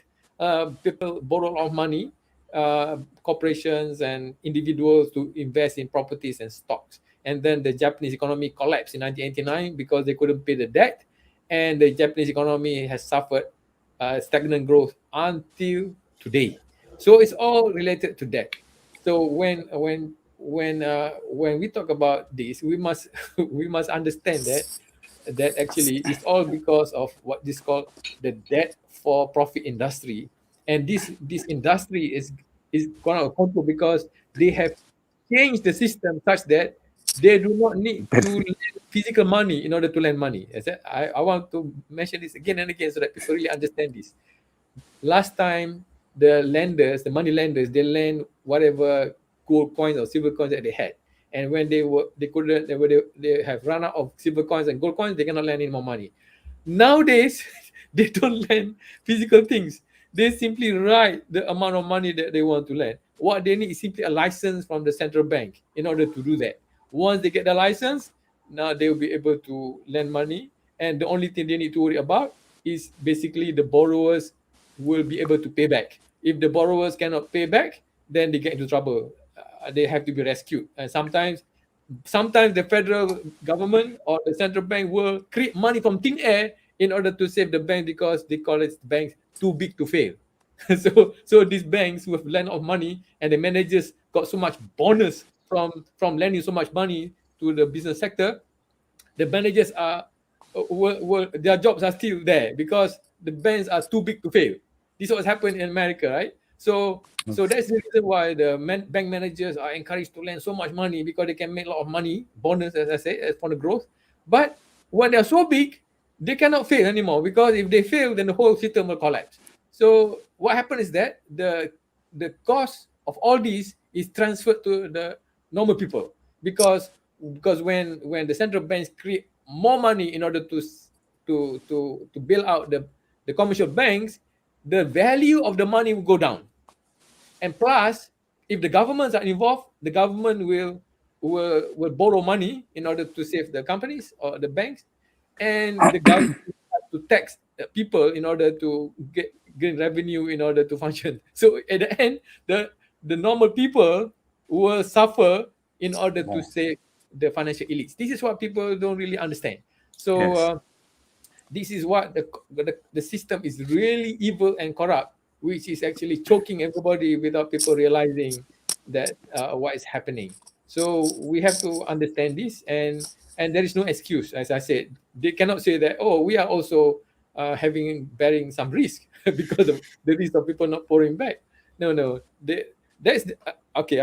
My last point is this: in Islam, there's a verse in the Quran that says, if people borrow money from you and they cannot pay, you should give them respite, give them time. And if you forgive the debt, it's better for you if you know. So the Islamic perspective or stance when it comes to lending is that you are encouraged to lend to people without making any money, not profit. And if they find it difficult to pay you back, you should give them time.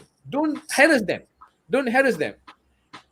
And if you forgive them, forgive the debt, meaning you say you don't need to pay. That is better for you if you know. So this is what we should do. This is the quality. This is the kind of quality that people should have. Can banks practice this? Banks cannot practice this. The reason why banks cannot practice this is because they have made lending a business. Whereas if we lend money to our friends, it's not a business. We lend in order to help people. That is the reason why we can forgive the debt, because it's not a business for us. So in other words, the amount of debt is probably quite small, right? But now the amount of debt is huge. The reason why the amount of debt is huge is because we allow the debt to be a big industry, and it has grown. And because of that, they cannot forgive the loans. That is why if you borrow money from any banks, if you have any trouble, the banks are not interested to know your trouble. They just want to know, when are you going to pay back? All right, they say, we may restructure your loans. You pay a bit later, we can structure because you have some problem, but you still have to pay back. And they will really squeeze you in order to make sure you pay them on time. So this is the kind of attitude that is permeating our society now. The bank, and when they do that to companies, the companies will do the same to their customers, because the companies, the businesses are being squeezed up by the banks. So the businesses will be squeezing their customers too. So this attitude of not forgiving other people, not allowing people grace, or giving them grace, will start from the bank and goes down. It will trickle down through all levels of society, right? Because, for example, if you borrow money from a bank to buy a house and then you rent it out, you are being squeezed by the bank, so you will squeeze your renter. If you're poor person who rents your house cannot pay the rent, you will say, you must pay because I have to pay back the bank, because the bank is going to squeeze me, right? So this lack of forgiveness and consideration will become dominant in society when banks is dominant in the economy. And that's why it's actually very, very important for us to work to make sure that this system does not grow. In fact, should be eliminated one day in the future. Thank you. I talked too much. Sorry about that. Thank you, Professor Nazari, for the complete answer. So we can see that those who actually lend money, actually we can see that people can get many bad impacts when bank lends them so much money. But in Islam, people are encouraged to lend money to simply lend money to people for charity, not for business, and that is the best. So thank you, Professor Nazari. So I believe as we still have time, we can welcome more question. Question for Rabbi Abergel. Singapore is a secular state.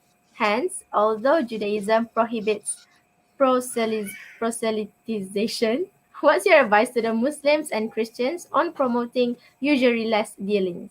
Please welcome Rabbi Abergel. I think religion is a very intensely private affair, and it goes, it strikes the very core and essence of a person. And so I think one has to go into his own backyard for this. I don't know if I would be pretentious to instruct a Muslim or Christian on his own religion or what he should do, from his own particular faith. But what I would say is that I would share a Jewish perspective, and I would say that ultimately, before there was a covenant, which is a Jewish covenant, before the Torah was given on Sinai. The very first 12 chapters of Genesis, they deal with mankind, not with the Jewish people. They deal with a universal covenant, the covenant of mankind. We don't start the Bible, the Jews, we start the Bible with Adam and Eve, and how from that universal covenant you go into a particular covenant. And we're acutely mindful of that in the sense that we know that, God is the God of, as Rabbi Sachs of blessed memory used to say, the former chief rabbi of England, passed away a year over ago. And he said, God is the God of all mankind, but Judaism is not the religion of all of mankind, right? It's not, our religion is not an exclusivist religion. Everyone has their own covenant with God, and it has to live in that covenant, I think. But what I would share again is a Jewish perspective, which is that you don't live in a bubble, you don't live in a vacuum. What you do is going to have repercussions. Your business dealings should be a model to emulate. There is a concept in Judaism of desecrating God's name. A Jew has to be very careful in how he deals with other people, just in terms of how he interacts. So the speech that he uses, his temper, his bouts of anger, if this is something that's going to cause people to view Judaism in a bad light, this person has effectively desecrated God's name. So it's a huge responsibility, right? You can't say, I don't care what happens around me. I only care about my own religion, my own faith. You have people sometimes who are very loose, right, in business dealings. Say, so long as I'm not hurting my own kind, what do I care, right? And it's very interesting. I have to tell you this in the Talmud, in the Talmudic teaching, they share this amazing statement, which is that when a person passes away from the world after 120 years and long productive life, he will be asked 4 questions. What's the first question? The very first question they ask this fellow who just died, they're not going to ask him, were you moral, and were you this, were you that, were you a good father, good husband? They'll ask him, were you honest in business? That is the very first question they'll ask him. Were you honest in your business dealings? Did you earn that penny in an honest way? And only then do you ask of him, have you learned, or have you set times for Torah study? And then the third question is, have you raised a family? And then have you yearned for redemption? Have you tried to change the world in a good way? So what does this mean? It means to say that, morality starts with the physical things. It starts with the whole world revolves around commerce. Come to think of it. You can go, to how do you call it, to do meditation on the Everest and be on your own, but you need food, you need to buy food. Everything revolves around money. And so that's the reason why in this context, what you do is going to have very, very deep repercussions and impact. And again, you live in a physical world. By the way, Judaism is very much into the physical things that we do. It's a very practical, tangible religion. What you eat, right, is regulated. There's certain foods that are fit for consumption, certain that are not fit for consumption. Just like in Islam, it's the same thing. And that is what I mean, that beyond what goes on within the confine of the Jewish faith, I think what's really important is to share a perspective where I speak of my responsibility towards you and your responsibility towards me. And when we have this kind of approach, I think it's not just the issue of interest that you take care of. It's everything else. Okay, so we can see that in Judaism, honesty is very important. So thank you very much, Rabbi Abergel, for the answer. So I think that is the end of the Q&A session. So before we move on to the photography session, I would like to ask Dr. Hermen to conclude what has been discussed today. What is the last word that you can share with us before we end our session? Please welcome Dr. Hermen. Thank you very much. I think I share in the comments that were just made, and I think we are all of one heart that somehow everything must begin from an internal disposition, spiritual formation that takes place in matters of the heart. We are trying to seek the highest, and that is revealed to us through scriptures that speak about a benevolent God and a God who wills justice for all, and to build a society that allows for human flourishing, not at the expense of the detriment of the environment and the resources of the earth, but that it all can help people live meaningful lives. So that is the one thing. But I think the other thing that I have tried to say, and it has come out in so many other ways, I think is this social critique. And I think one of the catchwords we can keep in our mind, I think I realized that from the whole episode of the Trump presidency in the United States of late, many of the commentators speak about this point about following the money. And I that stuck in my mind, and I thought that was a simple way to engage people and help my congregation understand. So you follow how you're using your money, whether your money is used responsibly, is your money helping, is your money adding to the generosity spirit of the community to which you belong, and so on and so forth. But of course, there's the negative aspect to that, and that is the trail of money from banks, from all these other institutions that are capitalizing on debt and abusing and exploiting the poor and the powerless. And that has to be exposed. We have to expose. So when politicians are saying something, or when lawmakers are making the rule, then we just have to check and see. And one of the clear examples of that is the 1MDB experience that we have had. And if you just follow that money, all the good intentions it had gone astray. A host of greedy people have just taken it and abused it and brought bad name to the country, unfortunately. And these are the realities. And if that can happen here, as Professor just shared just now, we are in a global financial system now.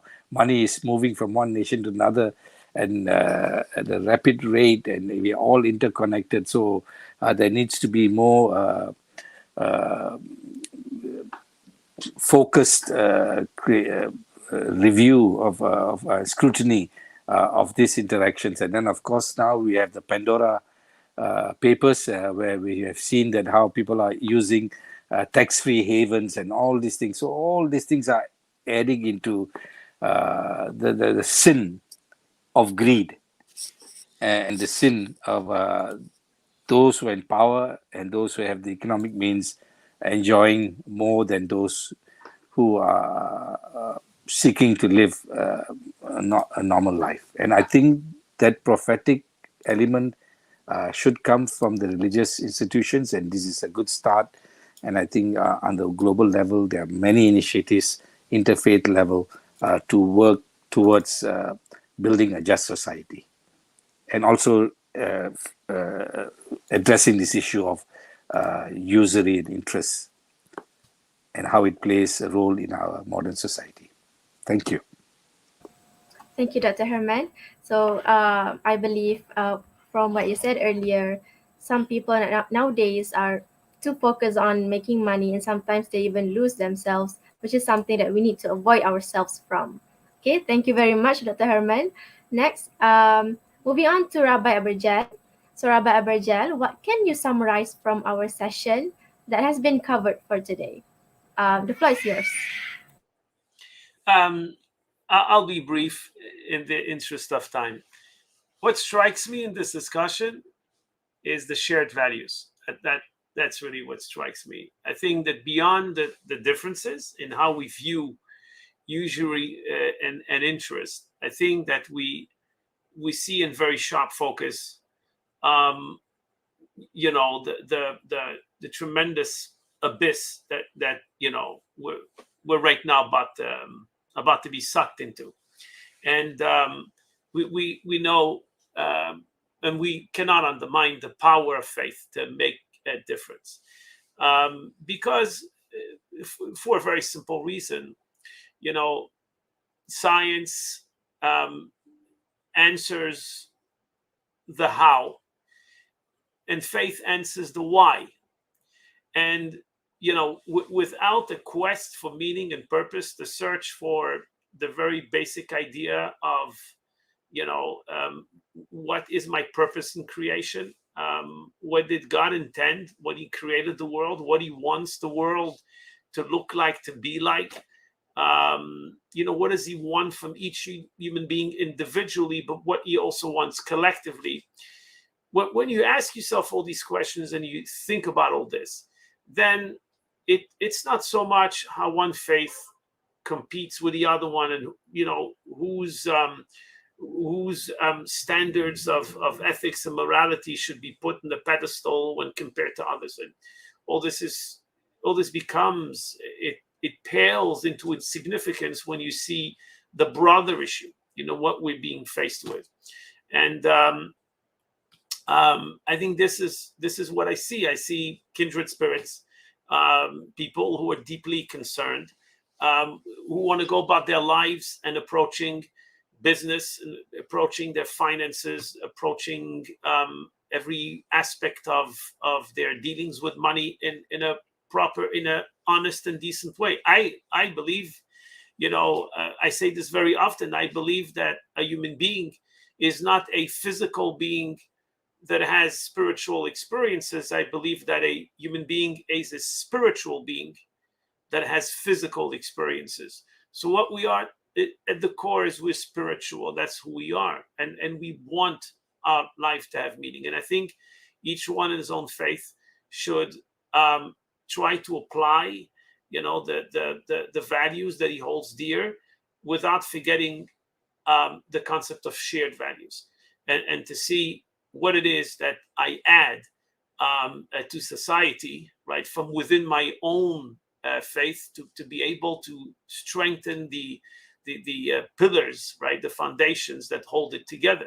And it's something interesting that the prophet Jeremiah, shared when the Jews were exiled to Babylon by the Babylonians in 486 BCE. They were exiled to a place, it's a foreign place, and yet Jeremiah says, pray for the welfare of the city where you are exiled, because in their prosperity you will find prosperity, and in their peace you will find peace.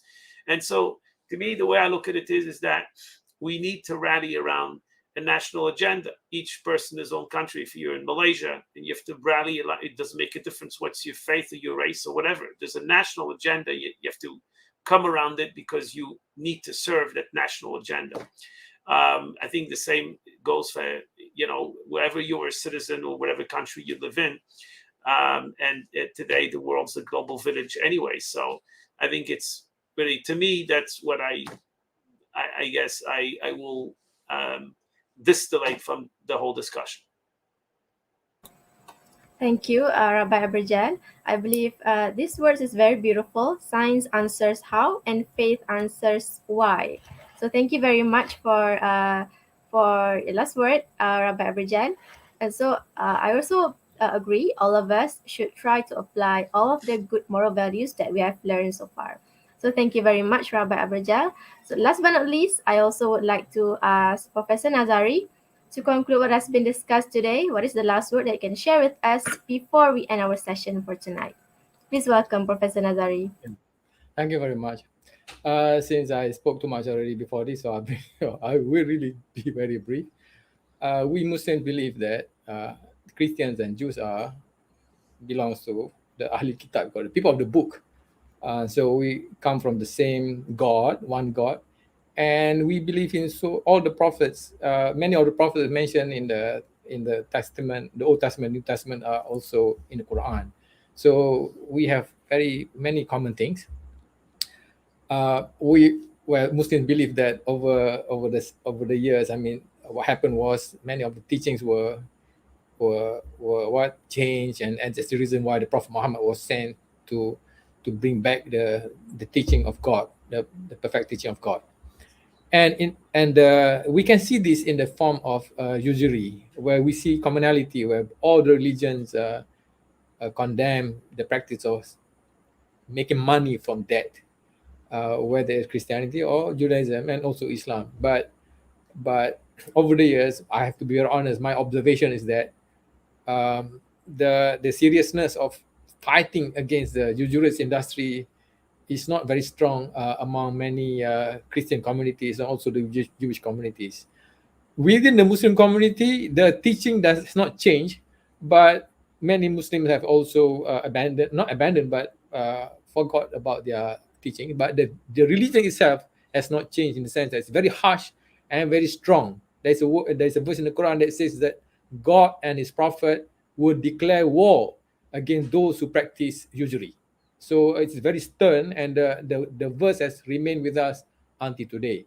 So as a Muslim, I call upon people of other faith, specifically the Christians as well as the Jews, to be together with the Muslims to fight against this industry that is going to destroy humanity if we do not control it beginning from now. I will end it. I will end there. Thank you very much. Thank you very much, Professor Nazari. So we can see that each religion should try to fight this usury practice. And in Islam, it is clear that usury is prohibited, as God will declare war for those who actually practice usury. So it is very, very serious. So thank you very much, Professor Nazari, for the conclusion, and also Dr. Hermen and Rabbi Abergel. So in advance, now we will have a photography session. So actually, I take a screenshot for all of us. So I will count to 3. So I would like all of you to be ready, and inshallah, our committee will be taking a screenshot of us. Okay, so I will count right now. Please smile. Okay, 1, 2, 3, smile. All right, thank you very much, dear panelists. So also, I would like to remind all of the participants to please fill in the attendance form and feedback form given in the chat box. So with that, I think we have come to the end of the discussion.